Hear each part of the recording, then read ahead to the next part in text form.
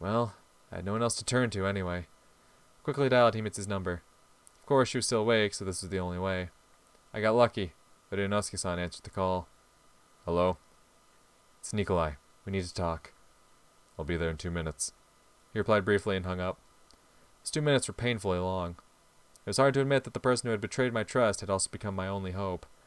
Had I ever really trusted Inosuke-san? I didn't know. But at least I'd never expected any trickery from him, and definitely never thought he was spying on my parents. And then after they died, on me. A knock came at the door. It's interesting how every person knocks in their own way. But Inosuke-san did it firmly, with clear intervals between knocks, strongly, but not too much so. Like a metronome. I opened the door and stepped aside, inviting him to come in. Himitsu? He shook his head in the negative. Could I say that I was hiding the truth from her again if I was about to tell her father what had happened? Inosuke-san walked to the kitchen, stopped and looked at me expectantly. Maybe you'd like some tea? I mumbled stupidly and instantly felt awkward. What happened, Nikolai? Catherine's mother, Mrs. Winters, came to my place. She believes that I gave you, Japanese intelligence, some kind of documents related to my parents' work. She's demanding these documents from me, and Inosuke-san didn't react to my words in any way. It was like he was listening to a weather forecast. She was threatening me. She said that I have 24 hours to give her the documents or tell her what's in them. So what's in them? God damn it. I lost control. How many times do I need to repeat that I have no idea about these documents you all go on about? I've never seen or heard them. Nikolai, calm down. Anger won't help. I'm just tired. I understand, but I still ask you to calm down. Inosuke-san, what do you know about Mrs. Winters? I knew that she had some kind of connection to the project. Telling him that would mean incriminating Ichinose. I hoped he was still alive. Himitsu's father took his time to reply. Not a single day has passed and you've already gotten into trouble. Not by choice. You shouldn't blindly trust her. Trust? I smirked powerlessly and sat in the chair. It's not a matter of trust. It's like my entire life is turning upside down. It turns out I don't really know who's who. Say, Mrs. Winters, I thought she was an ordinary diplomat. Well, you weren't wrong. Finally, something resembling worry crossed his face. It just so happens that there are different kinds of diplomats. They can use different means to achieve their goals. So you want to say that... For now, I only want to say that the Americans are also interested in your parents' work. So what should I do now? Doesn't look like next time she'll be satisfied with my explanations. And really, why didn't you leave Himitsu in the village? Yes, the situation isn't great. Inosuke-san, to be honest, I was hoping for something more practical than not great. You see, Nikolai, when it comes to Americans, he was picking his words carefully. My hands are tied. Apparently he decided that I deserved to know the truth. Or maybe that I deserved the truth. So there's nothing you, Inosuke-san. She also mentioned Himitsu, told me that I should worry about her as well. They're just empty threats. We were so confident about her safety yesterday. Nikolai, I'll think about how to help you. He sighed and closed his eyes. But in any case, you shouldn't do anything on your own. If they wanted to harm you, they wouldn't have talked to you, especially in your house. Well, I couldn't argue with that. But what would stop them from continuing this conversation in a place they like better? I don't want to lie to you, Nikolai. But Inosuke-san, just tell me honestly. Can you help me? I need to think. She said you have 24 hours. You don't have to worry about anything for at least that long. It's easy for you to say. We'll continue this conversation tomorrow, when you two come back from school. By then I should know how to help you. If that's all. I shrugged and saw him out the door. Dim stars appeared in the sky, very different from the ones in the village at night.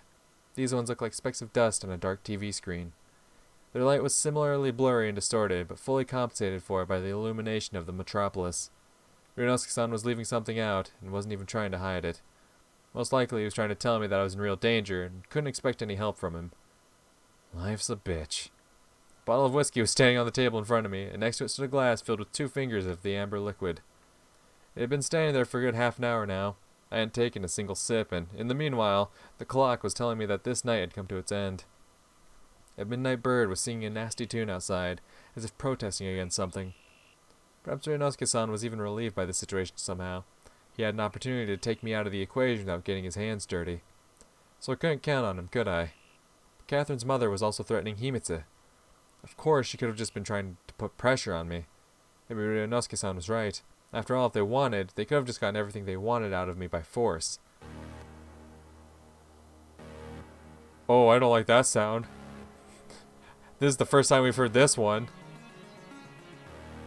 I wasn't ready for that. Almost like alarm noise. The bird went quiet. I heard some weird noises coming from the garden, as if someone was trying to sneak through the bushes. I put myself on guard and started listening in. The rustling was becoming louder. It soon turned to the sound of footsteps. I found a knife by the feel and tightly squeezed its grip. Didn't even have time to think of what I'd do next. Nikolai. Somebody was calling me quietly. I froze and held my breath. Ichinose! Suddenly Ichinose appeared in the doorway to the garden, nervous and breathless. Ichinose-san!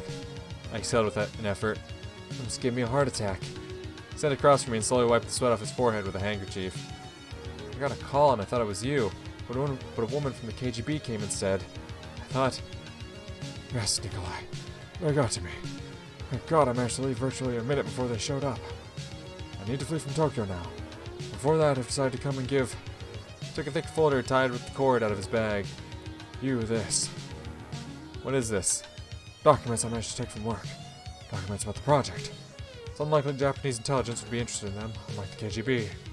Wait, so these are the documents they've been hunting? Today Mrs. Winters came to me and demanded some documents as well. God damn them! Is this it? Ichinose was staring at the whiskey, and I pushed the glass to him without prompting. The old man took a sip and smiled. Your father knew his whiskey. Ichinose-san. Ah, right. Sorry. I don't know what the Russians are looking for exactly. Not to mention the Americans. They're also part of the project. Logically, should know everything that Kobayashi Corporation does. This is only my own work.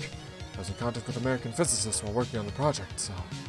Of course, I still need to deal with Irina somehow. Catherine's mother had promised to return as early as tomorrow. What do the Americans want from me? I don't know, Nikolai. He responded slowly, even with a hint of irritation in his voice. You also can't tell me anything else about Mrs. Winters? No. The only reason I'm here right now is because I still feel indebted to your father. But I know nothing about her. Sorry. He was telling the truth, I was sure about that. There's nothing to apologize for. By the way, thanks for the whiskey.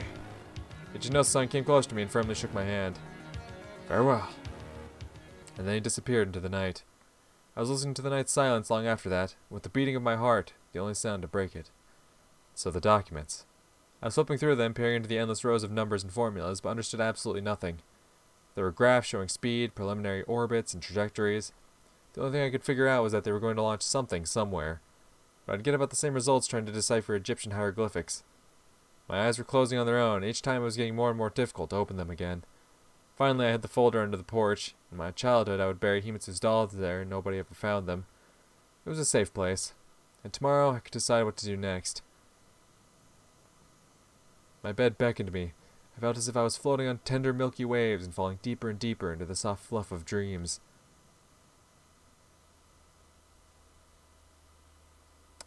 Damn.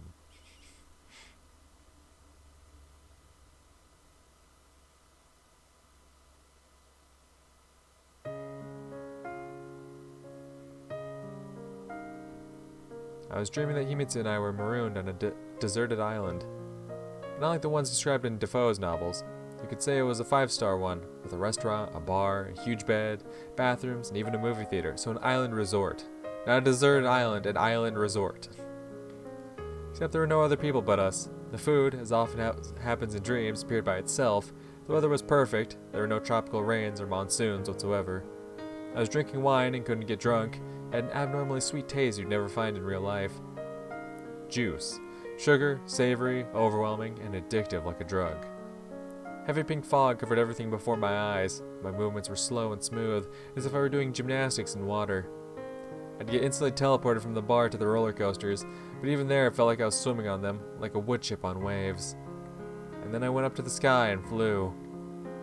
A skyscraper appeared on the other end of the island. I fluttered into an open window and found myself in Himitsu's arms. We were making love to each other slowly and meticulously, as if we had done it many times. But then somebody was knocking loudly and persistently on the door. Again and again. It's Catherine. Irina stormed into the room and started shouting something in a language I didn't know. Oh. I turned to Himitsu, but she disappeared, and Catherine was lying in her place and giving me a devilish smile. Ooh. I was terrified, overwhelmed by a primal fear, and as her eyes gleamed brighter and brighter, I could see the fires of hell through them. Catherine's mother appeared in Irina's place. She was smiling the same exact way as her daughter. Then they vanished completely, but everything was filled with their eyes, flaming with the primal evil and anger of those banished from heaven. Wow.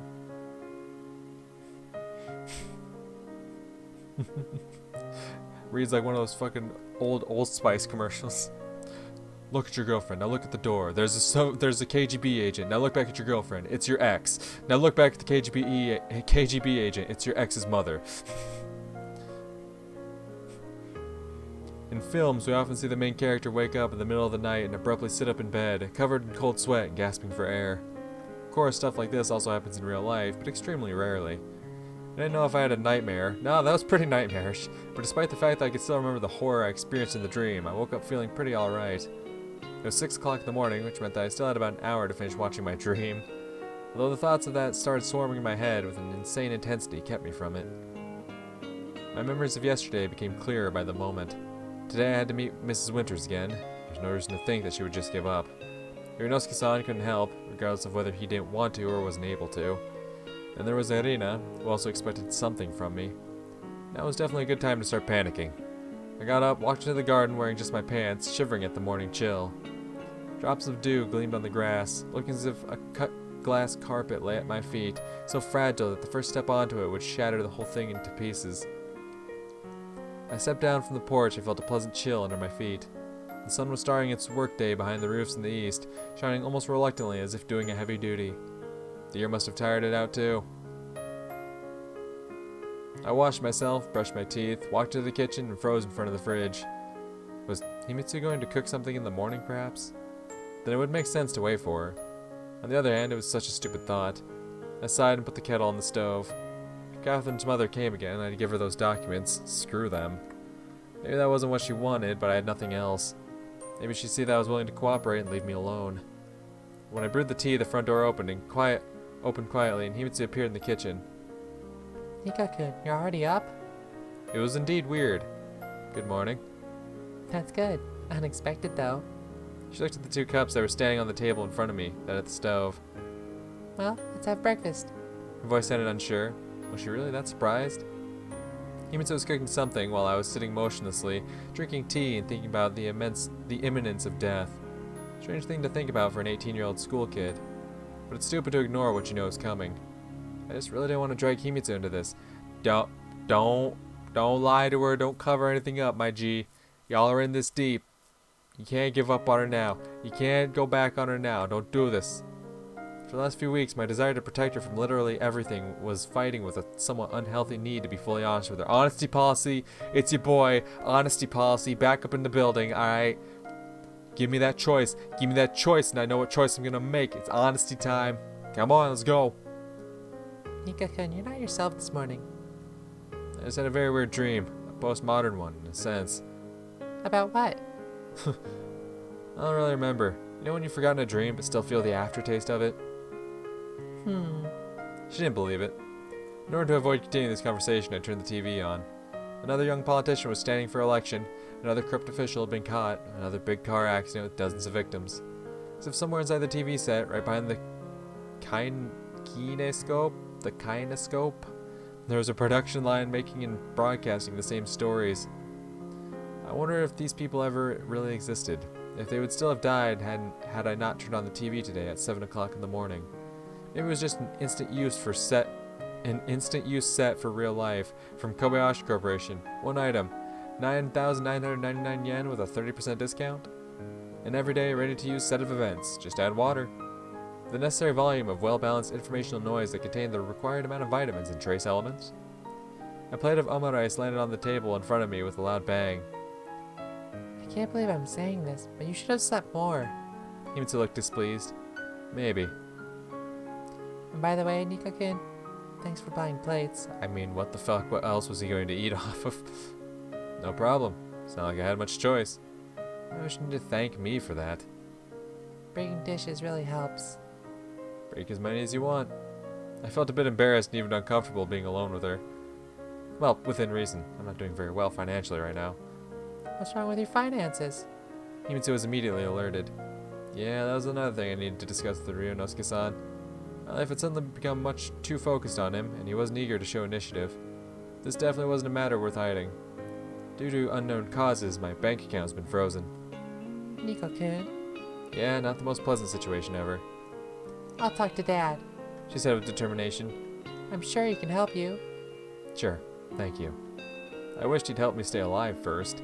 Dead man needs no possessions. Only then did I notice that Himitsu had drawn a heart on my omelet with ketchup. Aw, you fucking sweetheart! God, I want to hug her so bad. Anyway, to other matters. I took the bottle, slowly came to Himitsu, and carefully drew something that resembled a triangle on her plate. Sorry, I draw about as well as I cook. She just wrapped her arms around my neck and pulled me to her without saying a word. We were kissing for so long the food got cold. Of course I wanted to go further, but Himitsu pushed me away lightly and said quietly, We'll be late for school. It was much warmer outside, as if September was giving us its farewell smile. We met Saya-chan at the gates. Together again. She smirked in place of a greeting. We're always together. Sure, sure. She cast a glance at me. You might not be that much of a jerk after all, senpai. Saya-chan. I'll take that as a compliment. Think what you will, but I need to steal Himitsu from you. She grabbed Himitsu by the arm and dragged her along. I wanted to kiss her goodbye. I didn't care that we were in the middle of the schoolyard, surrounded by a crowd of acquaintances and strangers. But Saya-chan was faster than that. See ya. That was the only thing I managed to say, and Himitsu waved her hand and smiled, putting all her love into it. Hell yeah, she did. The day started well. That's a good sign. So, I loved Himitsu, I could tell. Everything else aside, I had to somehow live with that. You say that like it's a problem. In reality, it's not enough to just confess your love and know that it's mutual. I mean, that's a pretty big step. A lot of work lay ahead, sure. Work something always stood in the way of. There we go. I had to think about how to word that one. Catherine appeared in the classroom right before the bell and walked to her desk without looking at anyone. I didn't turn around, but I could feel her staring at my back. To be frank, I didn't expect Katya to come to school after what had happened. I had every reason to blame her. Yesterday, Catherine saw me and Himitsu together and clearly indicated that she wasn't happy about it. The same evening, I found her mother in my kitchen. The casual link in the sequence of events was a little too obvious. I barely held myself back until the break and approached her desk right after the bell rang. We need to talk. Now. I said quietly, but in a tone that clearly indicated that I wouldn't take no for an answer. We walked into the corridor. During first recess, students are usually only starting to wake up, so they don't run down the corridors like herds of horses. Anyway, we could be sure that no one would eavesdrop on us, even by accident. I don't know what kind of story you made up. You really shouldn't have dragged your mother into this. I have no idea what you're talking about. She replied with a bored expression. Stop it. This isn't a game anymore. You know, I thought better of you. So did I of you. Whatever happened between us, this is going too far. Nobody shoots a cannon at sparrows. Or do you really want to drive me into an early grave? I frowned and stared at her. Catherine didn't last long. You have the nerve to accuse me of anything. Her face twitched. Catherine wrapped her arms around herself and looked out the window. You think you're the one having a hard time? Do you know how long I've been blaming myself? Do you have any idea how hard it was for me? Her voice was getting louder and louder. And you just dumped me for her? Yeah! Yeah, he fucking did! What about it? Catherine was shouting. What? I dumped Catherine for Himitsu? What kind of nonsense was that? Stop pretending. How can you even dare to accuse me of something? Do you want to know what I told my mother? Nothing. Her performance, of course, didn't go unnoticed, but Catherine clearly didn't care. Even though I should have. For everything you two have done to me. The fuck? Wait, calm down. She didn't seem to hear me, continuing her outburst even in front of the curious students who had gathered around us. I felt like Catherine wasn't really talking to me, just venting everything she had pent up inside her. I think I was really trying... I was missing a word there. And to think I was really trying to find some justification for your behavior. I'm such an idiot. I deserved it. Catherine was crying and swinging her arms. Her long hair was sticking to her face, now wet with tears. She had lost any resemblance to a well-mannered lady. I'd never seen her like this. Like a volcano finally erupting. It had been holding back for thousands of years, accumulating fiery fury inside of it. And now it was exploding, covering everything for kilometers around in its scorching lava and ash.